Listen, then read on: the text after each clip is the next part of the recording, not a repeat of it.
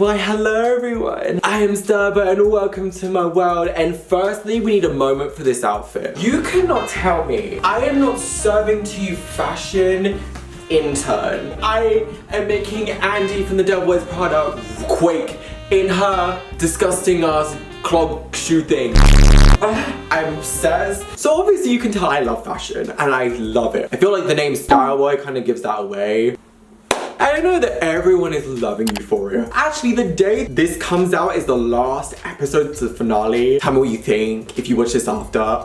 For the next 2 weeks, I'm gonna do a mini Euphoria series, which is basically 2 videos. One video is gonna be something that I love about Euphoria, and one thing that we need to discuss in media in general, but I'm using Euphoria as an example. So let's go on to the good first, because we love being a positive queen. For the first thing, I really want to talk about the costumes of Euphoria, and particularly season 2 costumes and character developments with that. I've noticed they look good. There's like moments I'm like, wow. And particularly when I watched the Euphoria costume bit, I was like, oh my god, I love learning about this. So I wanted to just kind of tell you my opinions about what I think about them, if they're like really good for the character or whether they needed improving. Oh my god, I'm so excited. I need to give some disclaimers first. There will be spoilers. These are all just my opinion. If you want to continue the discourse down below, I would love that, honey. Let's talk fashion. And obviously subscribe so you can see the next part of the series. And without further ado, let us begin with the first character. Character 1. I want to talk about my favorite character first and my favorite character development within Star Wars, which is Miss Lexi Howard. Hi NFJ Queen, how you doing? TV show, the sidekick is the lead. I just think it's the most interesting because I think season 1, they really were just like, you're a background character, so we'll put you in like girl next door attire. But when I mean like girl next door, I'm thinking just like super duper like basic girl next door. But this season we have development. We actually have a style, Lexi. Congratulations. How you feeling? I'm so proud of you. With Lexi, our girl's a little bit preppy. Our girl is following the twee style, basically Hella's like Tumblr 2012 energy. Tailoring, suit, and like the shirts with like the red lipstick, that's her signature. I just love it so much because I feel like it's so nice to see a character within a mainstream kind of series have this kind of style. I think what's even cool is that it's still made modern. I feel like it doesn't feel dated, it doesn't feel like, oh my god, like she's wearing uniform, or it doesn't feel like the quirky girl energy, you know? Like when you see the movies and then like the quirky girl ends up having the preppy style. And usually within films, when you do have the quirky girl, there's 2 ways they can go. They're either like super socially awkward and such an outcast, or the opposite way, which is that they just uses comedic relief and never really like the main storyline. So I really like that we do have Lexi. She's very assertive of herself, and I think the preppy style makes sense. Also that I feel like the preppy style is very modern compared to the other styling of these characters where it kind of borders into a bit childish. Although I love her, so I can't complain about that. She has some character to it, and I definitely think it's because of her colors that she wears in it. I think the colors and also the shapes. I'll get into the shapes also. The colors, she wears a lot of navy blue. Now navy blue is quite like a grounded color. A lot of like honesty. Girl is being honest this season, and I definitely see that for her. But it's also quite like a calming and reliable color because it's a neutral still, and it goes with everything. It's just like an unexpected one. It's usually that an earth tone color, so like the olive green, the beige color, like particularly when she wore like her New Year's with like a beige top. That was a cute outfit. Those kind of colors all together usually represents a character who's quite grounded, quite down to earth, and usually I think in this sense could also be the observer, because even Rue states that Lexi is the observer. Lexi realized there was a reason she never tried to intervene before. She was an observer. That's who she was. And I feel like it makes sense to have these kind of colors within that color scheme. I think that also shows, I guess, some authority because she's the one running the play, so she wants to show that she means business. But I also think what's interesting is while having all these earth colors, she has a bright red. She always has something red on. She has red coming up quite frequently, whether it's her lipstick, a bow, trousers, or even the check that was in there. Particularly the outfit where she was meeting Fezco at the store. That was such a cute outfit. I think that's my favorite outfit of hers. And then when she was in school, she wore the oversized jacket. Oh my god. I just think those little hints of red shows that she has the strength and the power within her. And that's why the play is so important, because she's finally showing her voice and her position. She's finally having the courage to say what she wants to say. And we stand that for her. Another outfit I love by hers is the Peter Pan collar like red check mini dress. That is so cute. Oh my god, that really reminds me of like my ideal style in like 2012 when Peter Pan collars was such a big thing. I love it. And then on Polyball when I used to style Peter Pan collars more. It is still like a feminine preppy. It's not like a girly preppy look. And it's not fully into like the dark academia kind of style either, which is something else that I really love. It's like a perfect middle ground. And I don't know. I really like it a lot. She's very coordinated. I think maybe that's just a reflection of her character. She's my favorite character jump, and I think definitely having her in this preppy aesthetic and style is just perfect. However, I know y'all, everyone in the crowd, also loves another main girly, and I have mixed opinions on her, but you'll see next video why. But it's our girl Maddie.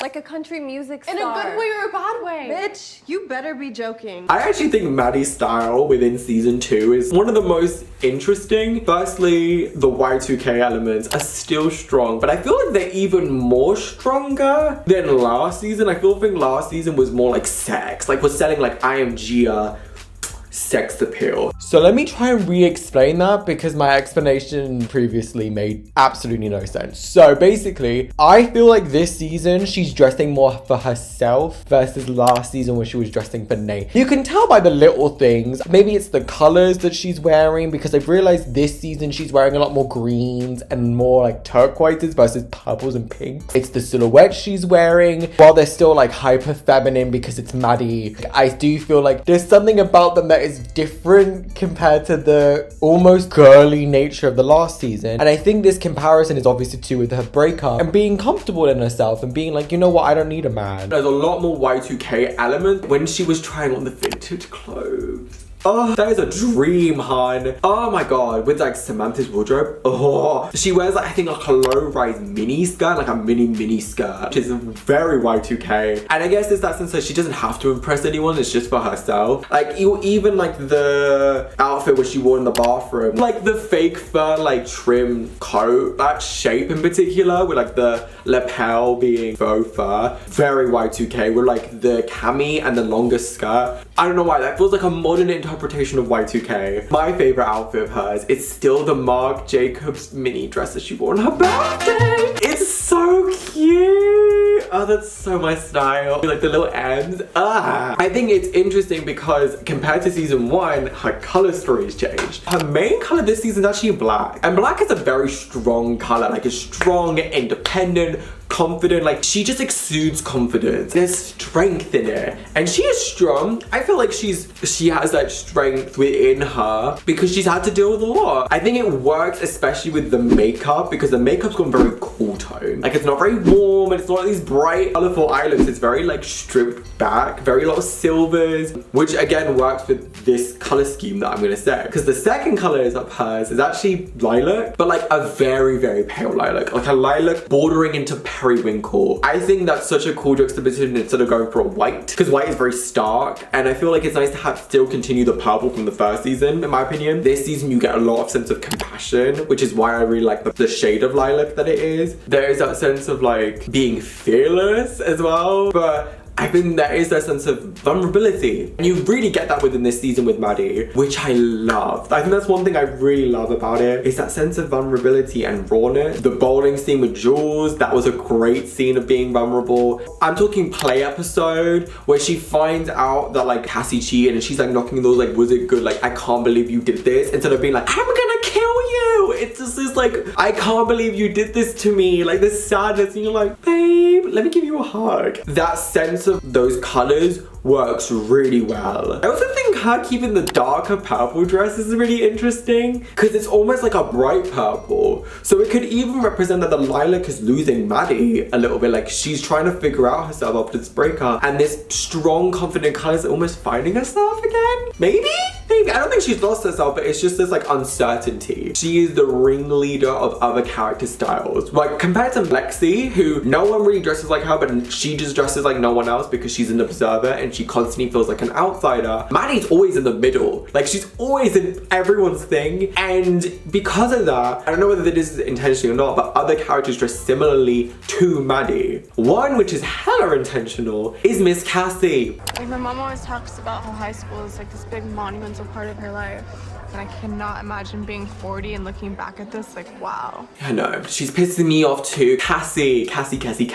She actually is going through a very interesting transformation. It kind of reminds me of Mean Girls. Kind of like how Lindsay Lohan went from like, oh, like, I don't know what's going on, to being the head bitch in charge. She's kind of did the same, where she goes from like the girl next door style. Girl next door, girly. It's a bit more of like an elevated girl next door. Like, I feel like Maddie's very like baddie, while I think Cassie's very like sweet and feminine. This could almost be the way that Cassie views herself at the beginning of the series. It's like, oh, I'm sweet, I'm innocent, like I'm doing nothing wrong, although she knows she is. She's like, oh, I'm still like the good girl. But as the series continues, as her obsession grows and grows and grows over Nate and being with Nate in a relationship, she starts to transform into Cassie slowly but gradually, because by the end of the series and by the play episode, she literally becomes a wannabe of Maddie. And it's so obvious, and even Maddie realizes it.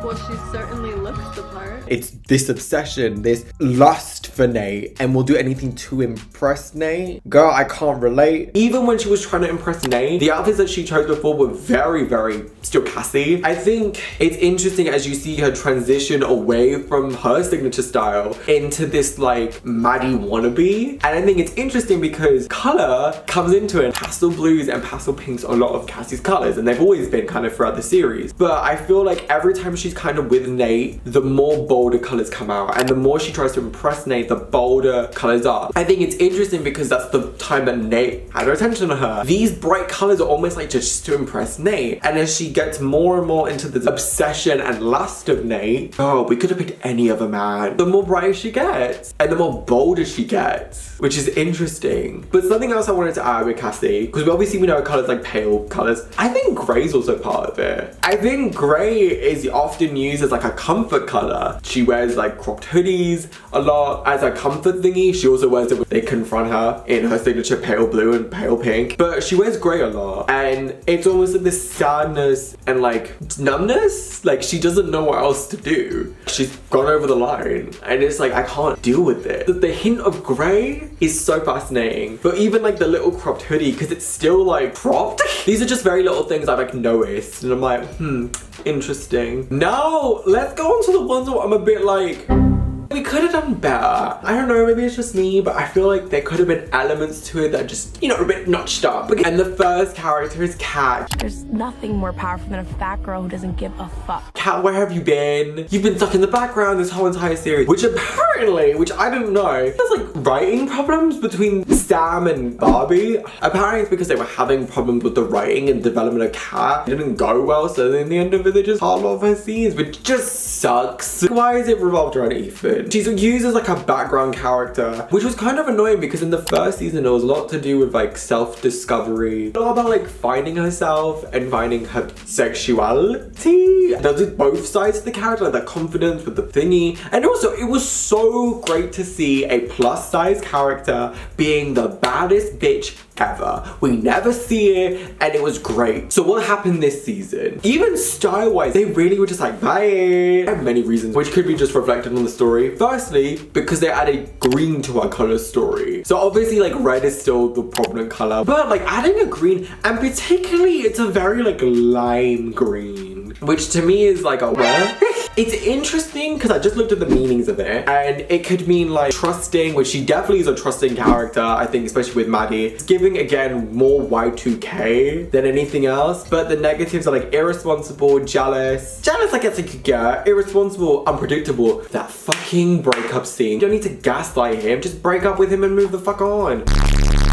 And I don't like that she is so secondary. I think this is my problem a little bit. Like, we don't often see plus size characters within stories full stop. So it's kind of annoying to make them secondary or comedic relief. And I feel like in this case, it's so secondary. And it's just like, where has her character gone? And even within the styling, it's more reminiscent of Maddie. It reminds me of like Maddie with the hints of Cassie, which is like, why? Like, it shouldn't be both of them, it should be your own. Again, particularly first season where she was rocking up with the look. She was taking inspiration from menswear, she was adding elements of punk, really expressive with her styling, with harnesses, bomber jackets, leather, and now it's like almost completely softened, so it's a lot more dresses. Like, I've noticed she wears a lot of like dresses and skirts, cardigans, knitwear. Animal print I think is decent for her character. Like, while they look nice, I can't deny the outfits are good because they look quite classic, and like these are silhouettes that we always know that kind of work with each other, so it's very safe. I just feel like we have so much more room to play with her, and I think if you wanted to soften her style because she's with Ethan at the moment, there are other ways to still incorporate the elements that we love from Kat. I think leather is a perfect example. What would have been so cool is if we had Kat in like maybe like a leather pair of trousers or a leather blazer and make it slightly oversized, but then like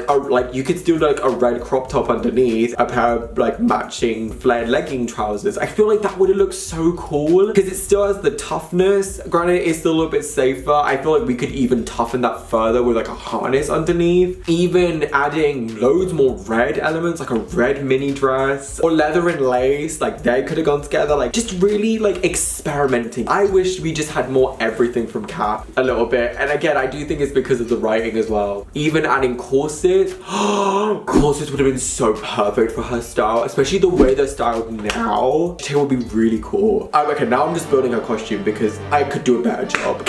You know how when people would sign like corsets and like shirts underneath? Because the corset could be like a proper old-fashioned like sexy red corset with a humongous shirt. Do you know how cool that would be? With then like a pair of like black faded jeans with a pair of boots, with then like a red lip. Again, I feel like we could have played more with Catherine. And the other character, I don't know how to feel about her fully, which is Jules' style. Bitch, this isn't the 80s. You need to catch a dick. I don't know one likes Jules this season. One of my friends, Jordan, is like, she deserves more. And I'm like, okay. She was such an experimental babe season 1. She had a similar like character development from one to the other. Because it kind of went from like, well, I'm doing this to be hyper feminine because of my identity. And like, I want to show like I am a woman. It kind of being like, I don't need to dress a certain way to impress men to be a woman. Like, I am a woman and I am enough in that. Oh, we style our trans queen. I think it's cool to still see that mix and play within her style this season. It's like a good mix of androgynous. Like, there's still elements like feminine, there's still elements of masculine. I think it works personally. I think it looks really, really cool. Particularly my favorite look of Jules is her New Year's look. That is a beautiful look. But I have a couple of things I'm a bit like, really? Firstly, her lack of color. Like, her very minimal color scheme from the pastel queen that we knew before. So just because you're androgynous doesn't mean you don't like color. I feel like they really like stripped her color